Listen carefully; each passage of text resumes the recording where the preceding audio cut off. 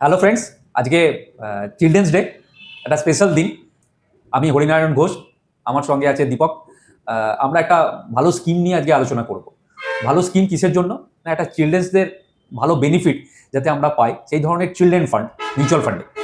তো আমি দীপককে প্রথমে জিজ্ঞাসা করি যে দীপক, চিলড্রেন ফান্ড কেন? Good evening, thank you for having me. So যেহেতু আপনি আমাকে বললেন কি চিলড্রেন ফান্ড কেন, তো আমরা যদি দেখতে যাই আজকে অলরেডি আমাদের ইন্ডিয়াতে কস্ট অফ এডুকেশন যেটা রাইজ হচ্ছে 12 to 13% এভরি ইয়ার। মানে যদি আজকে কারেন্ট ডেটে যদি কেউ একজন একটা ফাইন্যান্সিয়াল বা ম্যানেজমেন্ট একটা কোর্স করতে যায়, এমবিএ হলো বা বিবিএ হলো বা একটা ইন্টারন্যাশনাল ইউনিভার্সিটিতে কোর্স করতে যায়, সেটা 20 to 25 lakhs একটা হিউজ ইনভেস্টমেন্ট লাগবে। সেটা আপকামিং ডেজের মধ্যে নেক্সট 10 to 15 ইয়ার্সের মধ্যে সেটা 1 to 2 CR এর মধ্যে কনভার্ট হয়ে যেতে পারে। তো স্পেশালি এই জিনিসটা কি হয় কি, আমরা চিলড্রেন ফান্ডের জন্য ইনভেস্টমেন্ট কথা বলছি আজকে, যেহেতু চিলড্রেন্স ডে, প্লাস একটা মানে ভালো অপরচুনিটি আছে আমাদের কাছে ইনভেস্টমেন্ট করার। তো আমরা এই জিনিসটা ডিসকাশন করতে পারি যে চিলড্রেনদের জন্য কিভাবে এটা বেনিফিশিয়াল হতে পারে আমাদের কাছে। দীপক, আমি বলছি আমাদের অনেক ধরনের মিউচুয়াল ফান্ডের স্কিম আছে, তার মধ্যে স্পেসিফিক্যালি মানে আমাদের চিলড্রেন ফান্ড কেন? অন্য কোনো ফান্ড দিয়ে আমি কেন আমার পারপাসটা তৈরি করব না, একটু বলবেন?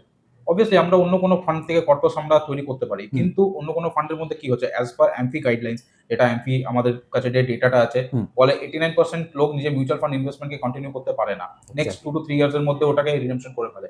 যেহেতু এটা আমরা চিলড্রেন জন্য পার্টিকুলারলি এই ফান্ডটা চিলড্রেনদের উপরে বেস করা ফান্ড, সলিউশন ওরিয়েন্টেড ফান্ড, এটার মধ্যে একটা ছোট একটা ইমোশন আমাদের সবসময় জড়িয়ে থাকে। একদম কি যদি আমি কালকে এই ফান্ডটার মধ্যে থেকে টাকা তুলতে যাই বা হঠাৎ যদি আমার একটা মানে কোনো একটা ফাইন্যান্সিয়াল ক্রাইসিস হলো, তাহলে কি আমি এই ফান্ডটার মধ্যে যদি হাত দিতে যাই, তাহলে আমি 10 বার ভাববো কি এই ফান্ডটার মধ্যে থেকে আমি টাকা তুলবো কিনা, যেহেতু আমার একটা ইমোশন এটার মধ্যে জড়িয়ে আছে। তো এই ফান্ডটা আমাদের জন্য বেস্ট হবে।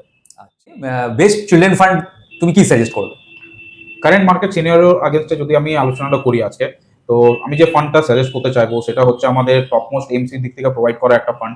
এই ফান্ডটা আমাদের সেপ্টেম্বর 2020-তে লঞ্চ করা ফান্ড। স্টিল এই মার্কেটে রোল আউট করা এটাকে 5 ইয়ার্স হয়ে গেছে। এই 5 ইয়ার্স এর মধ্যে একটা ইম্প্যাক্টফুল রিটার্ন জেনারেট করেছে এই ফান্ডটা। এটা এই মার্কেট এরিয়া যদি আপনি আমি একটা ছোট করে এক্সাম্পল বলে রাখি, একটু সাসপেন্স ক্রিয়েট হোক যাতে ভিডিওটার মধ্যে। এটা আপনি যদি একটা 2020-তে সেপ্টেম্বর মাসে যখন ফান্ডটা লঞ্চ হচ্ছিল, এটার মধ্যে যদি আপনি 1 লক্ষ টাকা ইনভেস্ট করতেন, এই মোমেন্টে এর মধ্যে এসে পড়ে, মানে আজকে যদি কারেন্ট ডেটে আমি দেখতাম 5 বছর পুরোপুরি 5 বছর ক্রস করার পর যদি আমি দেখি, তাহলে এটা 4.5 লাখ রুপিজের মতন একটা, মানে 4 লাখ 4.5 লাখ টাকার মতন আমরা একটা হিউজ ভ্যালুয়েশন, প্রায় 4.5 গুণ রিটার্ন দিয়েছে 5 বছরে এটা ক্রিয়েট করেছে। এটা ফান্ডটা সিন্স ইনসেপশন 39.62% এর রিটার্ন জেনারেট করে এসেছে ফান্ডটা। তাহলে লকিং পিরিয়ড কিছু আছে নাকি? অবভিয়াসলি যেহেতু আমরা চিলড্রেন বেনিফিট ফান্ডে ইনভেস্টমেন্ট করছি, চিলড্রেন ফান্ডের মধ্যে ইনভেস্ট করছি, আমাদের একটা ইমোশন আছে, প্লাস আমাদের যে ম্যানেজমেন্ট আছে, এসবিআই ম্যানেজমেন্ট, সেও এই ফান্ডটাকে খুব স্পেশালি ডায়াগনাইজ করে, খুব স্পেশালি এটাকে আলাদাভাবে দেখে রেখেছে। তো ওটার মধ্যে একটা 5 ইয়ার্স লক ইন পিরিয়ড রাখা হয়েছে, plus or 5 year lock in period or 18 years which ever is earlier. আচ্ছা, এবার এটার মধ্যে যদি আপনার বাচ্চার 0 বছর এজ থাকে, তার 5 বছর অব্দি লক ইন থাকবে। তারপরে আপনি এটাকে রিডেমশন বা ফার্দার ইনভেস্টমেন্ট করতে পারেন। আর যদি আপনি অ্যাজ ইট ইজ ওটাকে থাকবেন, তাহলে বাচ্চার 18 ইয়ার্স এর পর এটা অটোমেটিক্যালি এই ফান্ডটা ম্যাচিউর হয়ে যাবে। আচ্ছা, এই ফান্ডের মধ্যে মিনিমাম ইনভেস্টমেন্ট এসআইপি মোডে যদি আমি যাই আর যদি লামসামে যাই, তাহলে মিনিমাম ইনভেস্টমেন্ট কি হবে? এই ফান্ডের মধ্যে আপনার মিনিমাম যেটা লামসাম ইনভেস্টমেন্ট আছে সেটা 5,000 থেকে স্টার্ট হচ্ছে। আর যদি আপনি এসআইপির মাধ্যমে এটার মধ্যে ইনভেস্টমেন্ট করতে চাইছেন, তাহলে 500 রুপিস থেকে মিনিমাম এসআইপি আপনি অ্যাকাউন্ট স্টার্ট করতে পারেন এই ফান্ডের মধ্যে। ফান্ডের নামটা আমরা অ্যানাউন্সমেন্ট করে দিতে চাইছি, সেটা হচ্ছে আপনার এসবিআই দিক থেকে অফার করা SBI children's benefit fund investment plan. Nearest ডিস্ট্রিবিউটরের কাছে যান আর জলদি থেকে জলদি এই ফান্ডের মধ্যে ইনভেস্ট করুন। একটা জিনিস জানা গেল যে ফান্ডটা লাস্ট 5 ইয়ার্সে কিন্তু ভালো পারফর্ম করেছে। লাস্ট 5 ইয়ার্সে এতটাই ভালো পারফর্ম করেছে যে আমি আজ থেকে 5 বছর আগে যদি ফান্ডটা যে সময় লঞ্চ করে সেই সময় যদি আমি 1 লক্ষ টাকা ইনভেস্ট করেছি, তাহলে আজকের দিনে সেই ফান্ডটার রিটার্ন হচ্ছে 4,40,000 থেকে 4,50,000 টাকা। তো 4.5 গুণের মতো রিটার্ন আমরা এই ফান্ডটা থেকে পেয়েছি। এটা মাথায় রেখে আমরা আগামী দিনে যে এরকমই ধরনের রিটার্ন আসবে এটা হয়তো আমরা আশা করব না, যেহেতু ইকুইটি মার্কেটে আমরা ইনভেস্ট করছি, কিছু 19-20 হতেই পারে।